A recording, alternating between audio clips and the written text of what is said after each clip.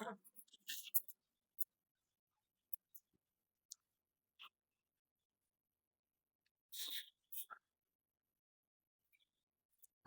बच्चों, सरस्वती एकेडमी में स्वागत है आप लोगों का। अभी एक्सरसाइज 4.2 का क्वेश्चन नंबर 5 और 6 हम देखेंगे वर्ड प्रॉब्लम वाला। इसके बाद ये 4.2 खत्म हो जाएगा, तब हम आपको थोड़े बोर्ड वाले क्वेश्चन 25-26 में आए हुए क्वेश्चन करवाएंगे। जैसे राइट ट्रायंगल वाला क्वेश्चन आया है, इसी तरह का क्वेश्चन 2025 में आ रखा है स्टैंडर्ड में, 5 नंबर का क्वेश्चन है ना। तो देखेंगे उसको हम कैसे करेंगे। पहले आप इसको थोड़ा देख के प्रैक्टिस कर लीजिए, तो उसको समझने में आपको सहूलियत होगी। इसमें कहता है क्वेश्चन 5 और क्वेश्चन जैसे 2026 में आ रखा है स्क्वायर वाला और ट्रेन वाला। जैसे ट्रेन है उसका स्पीड इतना से इतना है, इतना कम कर देंगे, जैसे बोल रहे थे आपको पीछे कि इम्पोर्टेंट क्वेश्चन है, उस तरह का क्वेश्चन आया है। तो देखते हैं एक एक करके। The altitude of a right triangle is 7 centimetre less than it's base. ये राइट ट्रायंगल है, एल्टीट्यूड मैंने होता है ऊंचाई, हाइट ना। बेस से कह रहा है 7 सेंटीमीटर कम है एल्टीट्यूड, और डायगोनल इसका है 13 सेंटीमीटर। तो कहता है दोनों साइड को निकालो, बेस को और एल्टीट्यूड को निकालना है। Let right angle ABC in which AB equal to altitude, BC equal to base and AC equal to hypotenuse equal to 13 centimeter. Let base equal to x centimeter, then altitude AB equal to x minus 7 centimeter ना। इसमें ज्यादा से ज्यादा चाहे तो आप base को bracket में BC लिख सकते हैं, तो समझने में आपको सहूलियत होगी। अब इसके बाद कहेंगे using Pythagoras theorem in triangle right angle ABC ना। AB square plus BC square equal to AC square, AB square plus BC square Pythagoras theorem जानते हैं आप लोग।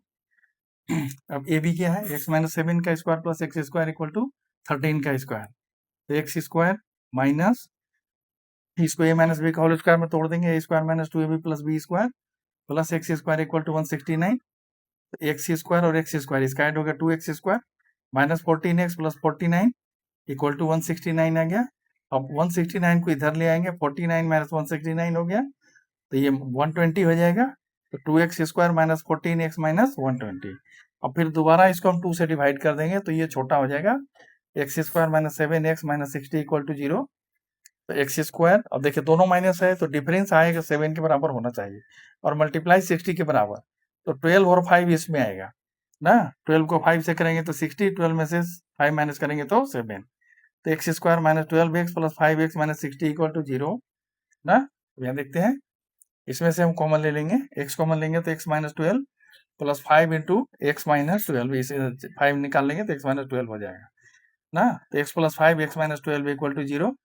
If x minus 12 equal to 0, then x equal to 12. If x plus 5 equal to 0, x equal to minus 5. Not a valid value. क्यों? क्योंकि किसी भी triangle का कुछ ना कुछ तो साइड होगा, माइनस में तो साइड हो नहीं सकता ना, इसलिए ये वैलिड वैल्यू नहीं है। तो BC बराबर क्या हो गया, 12 सेंटीमीटर। यहां से इधर, अब ये कितना हो जाएगा, 12 माइनस 7 इक्वल टू 5 ना। So two sides are 12 centimetre and 5 centimetre ना। इसलिए रेट से ऐसे बना दिए हैं आपको कि आपको आपका ध्यान आ जाए और आप समझें। अब इसके बाद ये क्वेश्चन नंबर 6 का बहुत बड़ा क्वेश्चन था, आधे बोर्ड में आ जाता हो, इसलिए क्वेश्चन नहीं लिखे, उसका जो स्टेटमेंट दे रखा है वो लिख रखे हैं। The given cost of production of each article, मैंने कहता है कुछ जैसे कोई पोटर है, वो कुछ सामान बना रहा है, तो एक आर्टिकल का दाम, मान लीजिए घड़ा बना रहा हो या सुराही बना रहा हो, तो कह रहा है एक घड़ा का दाम दिन भर में वो जितना प्रोडक्शन करता है 5, 6, 10, 12, उसके दुगना से 3 ज्यादा है ना। मैंने जितना उसका मतलब बर्तन बनाने का संख्या है, उसको डबल करके उसमें 3 जोड़ेंगे तो एक बर्तन का दाम आएगा ना। और एक दिन का उसका प्रोडक्शन का कॉस्ट है 90 रुपया, 90 रुपीज है। तो कहता है कि जैसे कितने प्रोडक्ट बना रहा है ये बताइए, और एक आर्टिकल का दाम कितना है उसका ना, ये बताना है। ठीक है, ये इसमें लिखा हुआ है, given cost of production of each article equal to 2 into number of article 2 into number of articles produced plus 3, मैंने एक दिन में जितना आर्टिकल बनते हैं 100 उसका 2 गुना और प्लस 3 है। और टोटल कॉस्ट ऑफ प्रोडक्शन ना पर डे इक्वल टू ₹90, मैंने हर दिन उसको 90 रुपीज का कॉस्ट आता है। Number of articles equal to what और cost of each article equal to what, मैंने कितना होगा।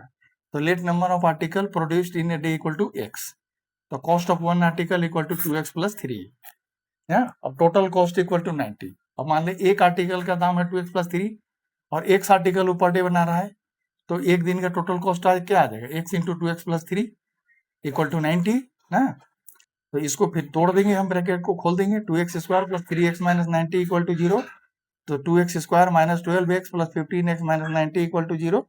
अब इसमें से हम जैसे 2x कॉमन ले लेंगे तो x माइनस 6 प्लस ये 15 कॉमन लेंगे, x माइनस 6 इक्वल टू 0, तो 2x प्लस 15 और x माइनस 6 इक्वल टू 0 ना।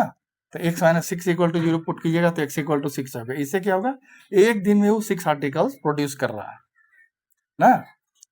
और if 2x plus 5 equal to 0, 2x minus 15 equal to 0 और x equal to minus 15/2 not a valid value, ये उसका valid value नहीं है क्योंकि नेगेटिव में आ रहा है ना। अब कॉस्ट ऑफ वन आर्टिकल क्या हो गया, 2 इंटू नंबर ऑफ आर्टिकल जितना प्रोड्यूस कर रहा है 100 और प्लस 3, तो 2 इंटू 6 क्या होगा, 12 प्लस 3 इक्वल टू 15।